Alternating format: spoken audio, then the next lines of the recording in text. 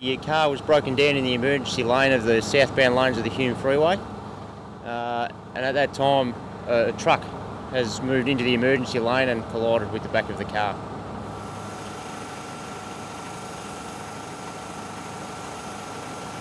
There's a 38-year-old woman who sustained life-threatening injuries, and also a young girl in the car, we believe aged approximately 4 years old, is also in a critical condition.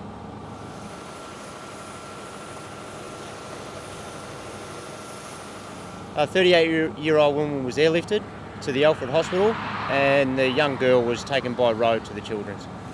It's a lot to ask of the emergency services, particularly volunteers, to come out on a Sunday night and have to deal with something like this. Yeah, true. On a weekend, they're generally spending all day with their families, and to come out to a situation where, you know, a young woman, and in particular a young girl, is suffering critical injuries is a tough thing to have happen to anybody.